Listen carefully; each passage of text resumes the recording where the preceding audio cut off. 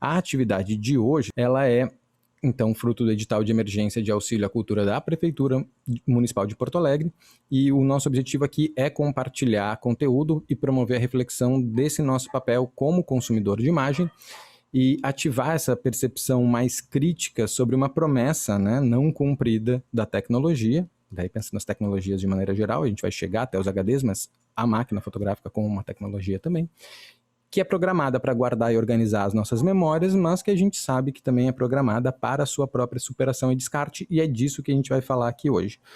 O museu, ele é um projeto de ressignificação. A ideia é trabalhar com a perda, o erro, a derrota desse desejo de arquivar e manter vivas as memórias alheias. A gente tem uma artista chamada Mierle Ukeles, que a gente vai ver depois, e ela fala muito disso, sobre a perda, o lixo ser a perda do desejo, né? Existe uma perda de desejo pela manutenção daquilo, por isso que isso se vai. Então, que cada momento de encontro com um álbum desses, com uma foto, um cromo, um HD, essa coisa que a gente encontra na rua, às vezes no chão, qualquer resquício desses materiais é, antes de mais nada, uma celebração dessa sobrevivência das imagens, que é um termo do Didier Berman. E a gente vai pensar muito nisso, né? Nessas imagens que sobrevivem, porque o tempo delas, de alguma maneira, passou. Alguém perdeu esse desejo e elas vão existir nessa apresentação, nesse Instagram e em outros Instagrams que a gente vê com outros museus, porque existem diretores, curadores, que nem eu botei ali, eu sou o diretor e curador de museologia disso, né? Mas existem outros diretores, diretoras, curadores e curadoras de museus, como o Museu Particular de Afetos Perdidos, que coletam material que se perdeu, imagens, né, produtos dessa imagem técnica que se perdeu do seu dono original, quem tinha o afeto nessa produção, né? Bom, então é uma sequência de 3 aulas, que eu falei, a gente está na primeira delas, que é sobre lixo, descarte e obsolescência. Na semana que vem, mesmo horário, mesma duração, então a gente tem 15, 20 minutos iniciais e depois 20 minutos para conversar, sobre sucata e gambiarra, aí entra mais na parte dos HDs especificamente, mas também trazendo sempre esse conceito do arquivo que junta todos esses álbuns e meios que a imagem ocupa, né? E no 24 de novembro, a terceira, onde a gente vai falar de ética e apropriação, que também é um tema que surge muito quando a gente trabalha com apropriação, que é mas você pode fazer isso? Essas imagens, de quem são essas imagens, né? Então a gente vai se jogar um pouco nessa relação mais ética filosófica da apropriação, especificamente pensando também a apropriação em 2020, né? A gente está falando de cultura digital, a gente está falando da era do remix, a gente está falando da pirataria, a gente está falando de como essas imagens chegam para nós e de como nós hoje estamos sendo imagem aqui, né? Eu só estou podendo falar com vocês que estão espalhados por muitos lugares do Brasil, porque a gente está na frente de uma câmera e a gente está dialogando, virando imagem o tempo inteiro. Então todos esses filósofos críticos, teóricos da imagem que pensaram muito isso, Krakauer, Flusser, que falavam muito de que nós viveríamos em um casulo de imagens, acho que eles nunca imaginaram esse casulo de imagem tão reforçado quanto as milhares de calls, chamadas, reuniões que a gente tem desde março na frente de uma tela, né? O mundo realmente virou uma tela. Então a gente passa desses conceitos-chave aqui para mim, para pensar especificamente também na relação do anarquivamento, né? Como a gente fala ali no início, ele é o anarquivar, né? Formas de pensar e reciclar imagens. O anarquivamento, ele é uma proposta do Derrida no Mal de Arquivo, que é esse livro no qual ele vai tratar sobre a pulsão de colecionadores de arquivo, pessoas que mantêm arquivos, né? E eu gosto muito do conceito de anarquivar dele, porque vai juntar tanto uma relação de anarquia, né? Quando a gente pensa no arquivista, muitas vezes a arquivista vem com uma relação muito metódica, assim, que é catalogar tudo, separar tudo, deixar tudo pronto para ser revisto dentro do seu contexto. E quando o Derrida traz o conceito do anarquivar, ele muda um pouco isso, ele dá uma bagunçada em não ser um arquivismo direto, mas quase que uma anarquia do arquivo mesmo. E ele explica isso muito bem, eu vou ler o trecho que fica melhor, falando que a perturbação de um arquivo deriva de um mal de arquivo. Estamos com mal de arquivo, que é un mal d'archive, do francês, escutando o idioma francês e nele atribuindo un mal de estar com mal de arquivo. Pode significar outra coisa que não sofrer de um mal, de uma perturbação, ou disso que o nome mal poderia nomear. É arder de paixão. É não ter sossego, é incessantemente, interminavelmente procurar o arquivo onde ele se esconde. É correr atrás dele ali onde, mesmo se há bastante, alguma coisa nele se anarquiva. Isso aqui eu acho que é um conceito chave bem interessante, porque isso, mesmo que exista muito, mesmo que esteja numa pilha, alguma coisa dele se anarquiva. Para quem leu o Barthes também, com a história do Punctum e do Studium, muitas vezes ficavam, eu lembro na faculdade de fotografia, qual que é o punctum dessa foto? Parece que era uma coisa que se tinha que ver ali e era uma só. E eu achava o Barthes chato por isso, que era meio tipo, uma coisa dada. E depois eu reli o Câmara Clara, esse livro, e percebi que não, na verdade, as aulas que eu tive ali, às vezes dava misturado, eu não estava entendendo muito bem, quando na verdade o punctum vai depender do observador, né? Então quem estiver observando vai achar isso, assim como o que se anarquiva para cada pessoa. Então, para alguém, nesse mar de imagens, alguma imagem se anarquiva. Algo vai se anarquivar. Para mim, vai se anarquivar uma coisa, para outras pessoas, outras coisas se anarquivam. E acho que isso é uma coisa interessante de pensar desse conceito, que essa anarquia de arquivo, então, ela depende da nossa anarquia, né? Do que a gente quer. Então é dirigir-se a ele com um desejo compulsivo, repetitivo e nostálgico, um desejo irreprimível de retorno à origem, uma dor da pátria, uma saudade de casa, uma nostalgia do retorno ao lugar mais arcaico do começo absoluto. Nenhum desejo, nenhuma paixão, nenhuma pulsão, nenhuma compulsão, nem compulsão de repetição, nenhum mal de, nenhuma febre, surgirá para aquele que de um modo ou outro não está com mal de arquivo. E aqui eu acho que é onde a gente se encontra. Todos nós que estamos nessa atividade, provavelmente sejamos pessoas que tenham mal de arquivo, né? Porque é algo que começa a trazer e aproximar a gente quando a gente começa a falar assim, eu também tenho um álbum, eu também guardo essas coisas, né? A gente guarda essas coisas porque a gente sofre disso. Tem muita gente que vai pensar, nossa, que besteira, por que esse cara fica guardando tanto álbum de fotografia que não tem ninguém que ele conheça ali dentro? Pra que isso, né? Vai, desocupa o espaço da sua casa.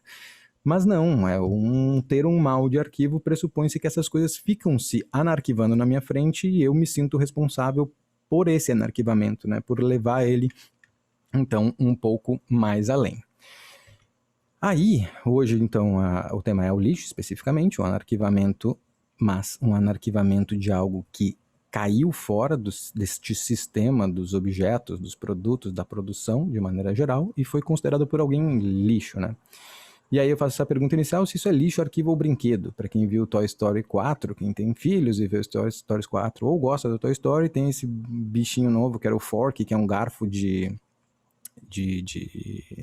plástico, que é feito tipo numa aula de artes e a menina faz um garfo com um rostinho, cola o olho e o garfo esse, o fork, ele tem uma crise de identidade porque ele não sabe se ele é um brinquedo ou se ele é um lixo, ele sofre com isso, né? Ele quer sempre ir pra lata de lixo e o Woody fica trazendo ele porque a menina gosta dele e fala assim, não, fica aqui, você é um brinquedo, você não é um lixo. E pra mim sempre tem um pouco dessa relação desse arquivo que vai pro lixo, é isso, ele é lixo ou ele é um brinquedo pra gente que gosta de brincar com estes arquivos de maneira geral, né, de anarquivar isso. E aí a primeira coisa que surge é o conceito do Benjamin de Chiffonnier, ele vai trabalhar com esse conceito que se traduziu em português para trapeiro, que é um conceito que vem lá do Baudelaire também, no Flores do Mal, dessa Paris industrializada que vai produzir muito lixo. E antes de ter coleta seletiva, catadores, vão surgir os chiffonniers, que vão catar os dejetos da cidade. E o Benjamin vai falar muito sobre poesia, pelo Baudelaire ter essa imagem do chiffonnier como algo muito forte, no Flores do Mal, ele vai tratar disso, que tipo de poeta é esse, para ele chegar também numa noção de historiador para o Benjamin, que o historiador também fica coletando esse lixo, ele é um tipo de chiffonnier do mundo. E para mim, a minha relação com artes visuais de maneira geral é uma de coletor de lixo, assim, de passar o tempo inteiro coletando esse refúgio para ver o que eu posso fazer com ele. E o Benjamin coloca aqui uma definição desse chiffonnier que para mim é bastante cara também, que é: eis um homem encarregado de recolher o lixo de cada dia da capital. Tudo que a cidade grande rejeitou, tudo que ela perdeu, tudo que ela desdenhou, tudo que ela destruiu, ele cataloga e coleciona.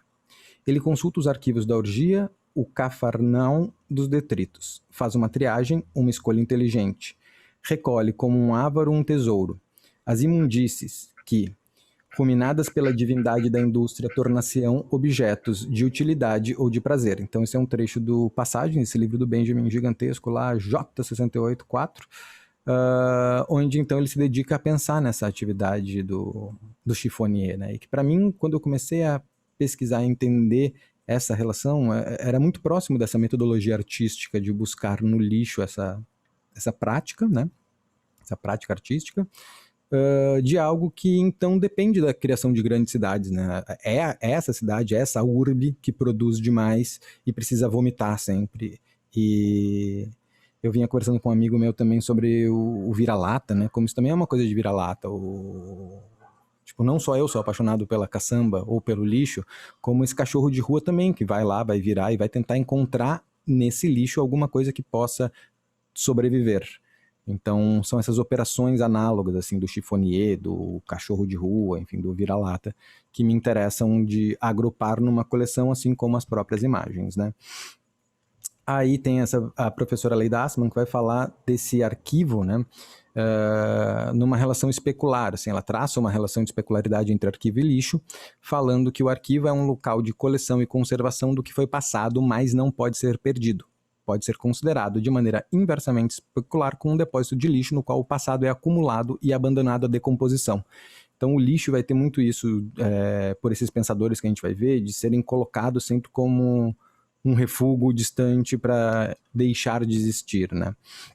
E tem esse poeta alemão, que é o Durs Gruben, e aí eu peguei uma fotografia que ele escreve esse poema, e do lado desse mesmo lugar que eu fui, que é Teufelsberg, em Berlim, e achei uma coincidência a gente ter ido no mesmo lugar, ele falar basicamente desse processo também, que ele fala sobre uma afinidade entre o arquivo e o lixo, mas é que é uma aproximação da ordem temporal. Ele diz que ambos foram expulsos do tempo presente e existem em um tempo latente. O que caiu fora do ciclo de utilização está também excluído do presente, da mesma forma que aquelas cristalizadas pela preservação artística e com isso arrancadas do fluxo das coisas. Para o Gruben, o tempo da arte não compreende uma duração estável, mas sim ondas de soterramento e redescobrimento. O rememorar e o esquecer não se excluem mutuamente nessa imagem mental da memória cultural. E aqui eu imagino muito sempre essas pilhas, sejam elas de HD, sejam elas de álbuns, esse lixo todo que a gente acumula e que vão sendo revistos com essas ondas de soterramento, né, para serem redescobertas num tempo da arte, arrancadas então desse fluxo das coisas que ele fala.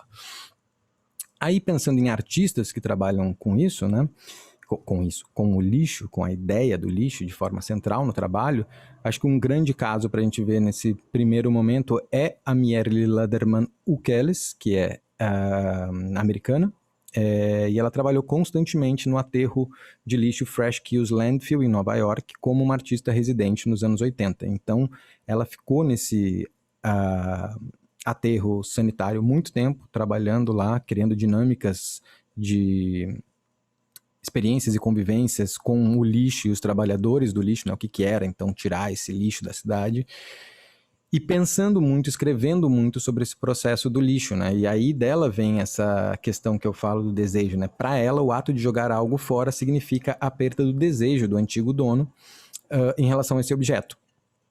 E aí ela vai falar que, segundo ela, sem o desejo não há mais valor. Cada objeto individual se torna igual a todos os outros. E eu acho isso muito interessante, porque daí ela vai falar sobre a materialidade, né? A perda da materialidade. Quando o desejo se perde o material disso. Então ela vai dizer que chamar algo de lixo significa retirar dos materiais suas características inerentes. Então, embora as diferenças sejam óbvias, o duro é como mole, o molhado como seco, o pesado como leve, creme de leite mofado como sapato. Eles se tornam as mesmas coisas, a cultura inteira conspira neste não nomeamento. Então podemos chamar tudo mesmo de lixo, sem nenhum valor, para depois colocá-lo à distância, quanto mais rápido possível, portanto esquecido. Então é sempre essa visão de algo que deve ser colocado longe para se decompor, né? Então o esquecimento está nesse processo da decomposição de algo que deve ser longe da nossa vista. E aí, conectando com algo um pouco mais recente de 18 anos atrás, mas essa revista October, que é da MIT Press, o número 100 dela foi dedicado à obsolescência. Então, ela é da primavera de 2002, né? E foi um grande tratado sobre obsolescência, com matérias de vários artistas e com uma relação bastante política, assim, um dossiê político com Alan Sekula, William Kentridge, Richard Serra, o Kamenitzer, enfim, falando muito sobre essa prática da obsolescência como uma prática da sociedade de consumo, né?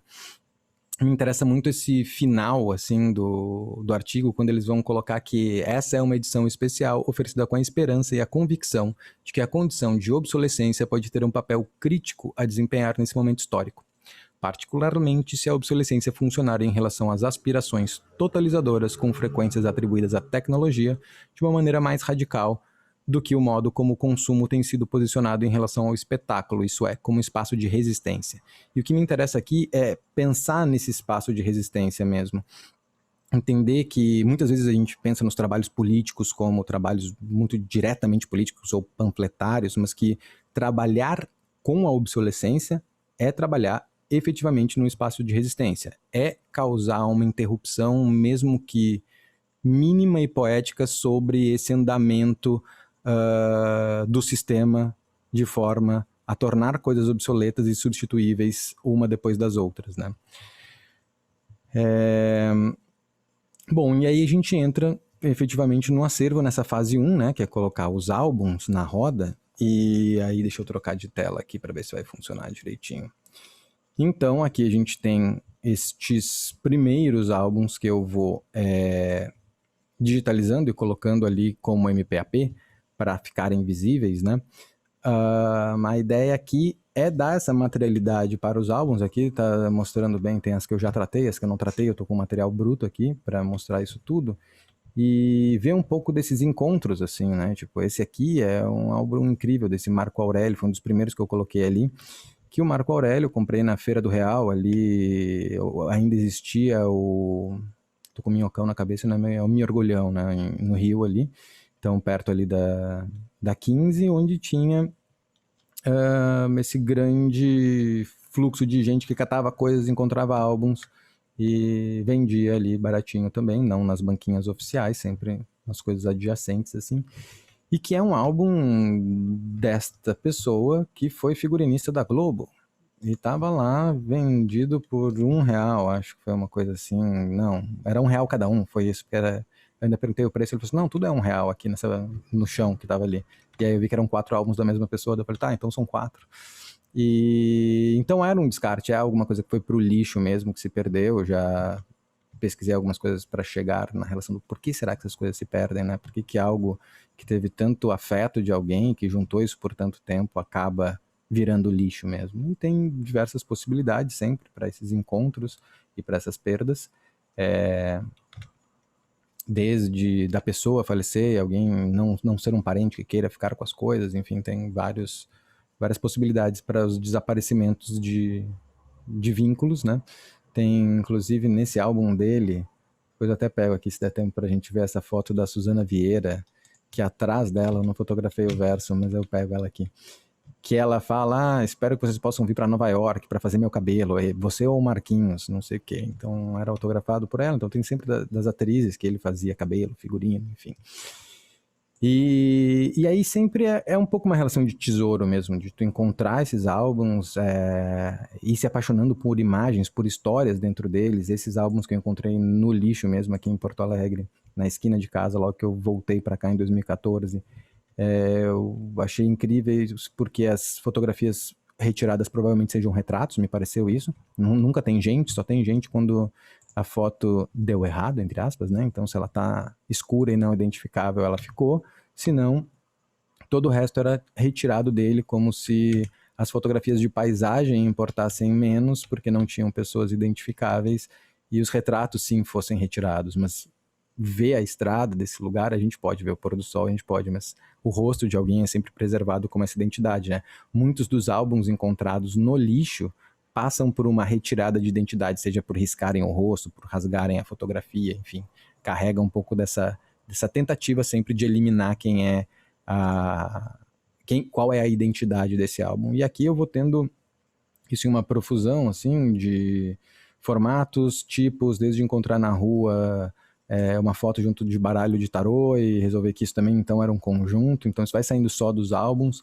Encontrei também nessa parte aqui é de um alemão que foi professor em BH, uma vez eu estava em BH e achei numa canto, assim, no lixo, também umas cartas do cara, tinha algumas fotos, alguns documentos, isso também vai virando esse acervo, né? Então, deixa de ser estritamente fotográfico para serem outros registros também, até chegar neste aqui, que é um super registro do Selma Brightman, que foi um fotógrafo muito importante aqui no Rio Grande do Sul, e que ficou no sótão de uma casa que foi vendida por uma conhecida que falou, tu não gosta de foto? Tem um monte aqui. Eu, quando fui ver, era uma caixa que era o acervo dessa rádio, e todas essas fotografias são feitas pelo Selma Brightman, original, assinadinho à mão por ele. Assim, bem louco de pensar como isso, que é dessa tal de PRH2, vai parar ali, com daí já um arquivo muito mais fácil de eu entender o que acontece ali, porque está escrito, né? Ele já é um arquivo bem detalhado perto de outros arquivos que podem ser encontrados, como esse aqui, que já é o completo oposto, né? Era um monte de coisa rasgada no chão que a gente tem que ficar depois tentando criar ali. Daí ficou eu, a minha filha e minha esposa tentando encaixar as fotos e descobrir o que encaixava onde para a gente fazer a brincadeira do remontar isso, né? De alguma maneira. Vamos voltar para a apresentação para a gente dar uma amarração aqui. E então, quando isso passa para o lixo eletrônico, ganha uma diferença na profusão de imagens, né? A gente produz hoje muito mais coisa, a gente fotografa muito mais do que em qualquer outro momento da história. Eric Kessels, que é um fotógrafo, arquivista também, colecionador de imagens, fala sempre a mesma piada de que provavelmente o filho do vizinho foi mais fotografado que o James Dean durante toda a sua vida, sabe? Então uma criança de 5 anos foi mais fotografada hoje do que, sei lá, o James Dean, que teve uma carreira em cima da imagem e foi muito fotografado por conta disso. Então a gente registra muito mais. E se perde muito mais imagens também por conta disso. E aí tem o Gernot Hertz, que é um pesquisador de linguagem eletrônica, ele fala na Leonardo Electronic Almanac sobre a utilidade dessas táticas de reutilização para repensar o papel da tecnologia nas media arts, né, essa ideia da arte dos meios, e desafiar criticamente conceitos culturais mais amplos de progresso e de obsolescência programada. Opa, fugiu aqui a página onde eu estava vendo o texto num lugar e aqui em outro. E aí ele vai falar sobre isso, ele vai salientar que, ainda que o problema cultural do lixo eletrônico seja uma questão que não vai poder ser resolvida unicamente através de uma redefinição criativa, articular e explorar o tópico da reutilização é essencial para mudar os pressupostos do avanço tecnológico, do que significa ser inovador e de como conceitualizar o excedente eletrônico como uma plataforma rica para o desenvolvimento criativo. Então, dentro mesmo daquela proposta da revista da MIT Press ali, da obsolescência, para a gente pensar, October, para pensar o espaço de resistência, é isso. Certamente a gente não vai dar conta, através da criação artística, de solucionar o problema do lixo, seja ele analógico ou eletrônico. Mas é importantíssimo trabalhar com esse espaço de resistência para criar uma plataforma rica de desenvolvimento criativo e conseguir criar visões críticas acerca do nosso papel como consumidores de imagem, né? Então, o que acontece quando a gente aproxima esse tipo de catalogação dessa catalogação, que já é a que eu faço com os HDs, né? As imagens vão estar lá dentro. O lixo também é muito presente. Eu vou encontrar os HDs em depósito de sucata eletrônica, que é para onde os chifoniers da cidade vão. Então, os catadores de reciclável de Porto Alegre levam cobre, metal, latinha, tudo para esses lugares. E se tem ali um computador velho, ele também vai para lá. A princípio, da sucata eletrônica, o que é mais usado é placa-mãe de computador, porque tem componentes que podem ser reciclados mesmo ali, como liga de cobre, ouro. E os HDs não tem quase valor nenhum, porque ele tem uma chapinha de alumínio e um ímã dentro. Então, ele vale nada. E aí me vendem por R$4 o quilo de HD. Compra no balaio mesmo. Quem conhece o Thomas Sauvin, que é um fotógrafo francês que morou muito tempo na China, ele lá comprava sacos e sacos por peso também de negativo vendido em depósitos clandestinos de lixo, porque a China teve uma introdução muito tardia da fotografia popularizada, da fotografia 35mm, e aí ali no final dos 80, 90, era quando deu o boom das câmeras e as famílias se fotografaram e se perdeu isso também muito rápido. que migrou para o digital, então da obsolescência, e essas imagens ficaram ali perdidas, e ele coleciona isso também, ressignifica elas à sua maneira, né?